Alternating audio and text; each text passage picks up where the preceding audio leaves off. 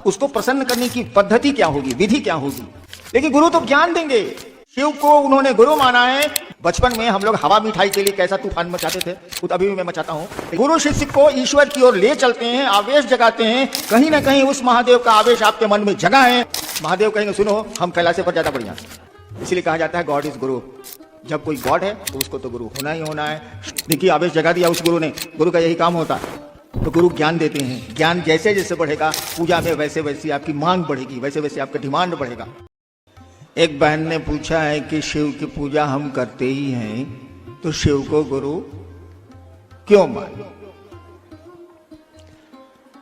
किसी की भी पूजा करें आप तो आपको ये पहले जानना होगा कि वो है कौन और उसको प्रसन्न करने की पद्धति क्या होगी, विधि क्या होगी। ये तो पूजा हुई। पूजा से आप अपना कल्याण चाहते हैं, जो भी चाहते हो। लेकिन गुरु तो ज्ञान देंगे। शिव को उन्होंने गुरु माना है।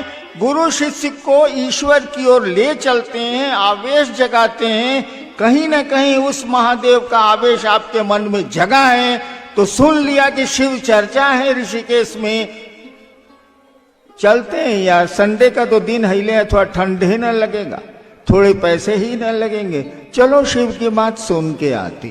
देखिए आवेश जगा दिया उस गुरु ने। गुरु का यही काम होता है। अगर 5 साल के बच्चे के सामने महादेव आ जाएं और कहें कि मांगो क्या मांगते हो, वो क्या मांगेगा। एक 5-6 साल के बच्चे के सामने शिव आ जाएं और कहें कि बच्चा मांगो हम शिव हैं, क्या मांगेगा वो। ढेर से ढेर बोलेगा, ढेर से ढेर सोच के बोलेगा। कहेगा अंकल एगो कैडबरी चॉकलेट ला दीजिए। क्योंकि ज्ञान उतना ही है, समझ उतनी ही है। लेकिन उसी लड़के को जरा बीए पास करने दीजिए। अब कहिए कि महादेव अब आप चलिए उसके सामने आई बात कहिएगा। महादेव कहेंगे सुनो हम कैलाश पर ज्यादा बढ़िया, हम ना जाने वाले।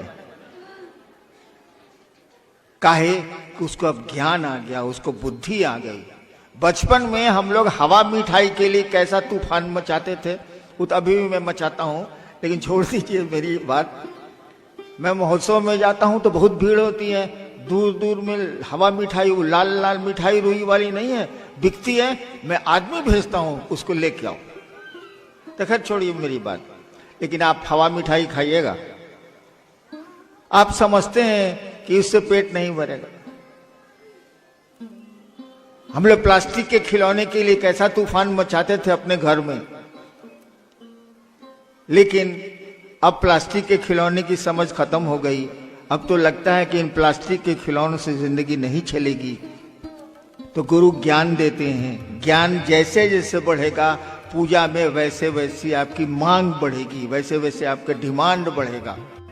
अब भगवान है तब तो गुरु होंगे ही होंगे, होना ही है।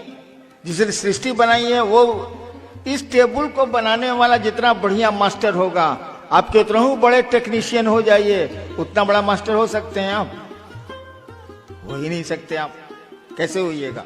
उसको तो मालूम है कि ये लकड़ी कहां से उसने काट के लकड़ी को लाया है। उसको तो मालूम है कि किस आराम मशीन में ये लकड़ी चिराई है। उसको मालूम है कि कांटी की जगह हमने लकड़ी की कील कहां कहां भीतर में ठोकी है। इसीलिए कहा जाता है गॉड इज गुरु।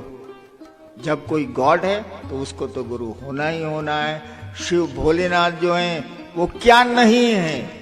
महाकाल से लेके महामृत्युंजय से लेके या गुरुश्वर से लेके विश्व गुरु तक सब कुछ है। वो क्या नहीं है।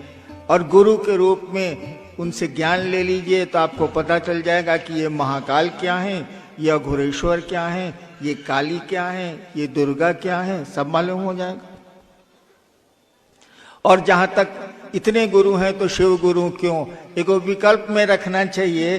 क्योंकि मैंने कहा कि गुरुओं की परंपरा बड़ी पुरानी है, लेकिन अंडर करेंट एक चल रहा है कि शिव गुरु हैं। और शिव को गुरु मानने वालों की सूची भी हमारे आपके पास है। इतिहास का पन्ना भी बोलता है कि लोगों के गुरु शिव हुए।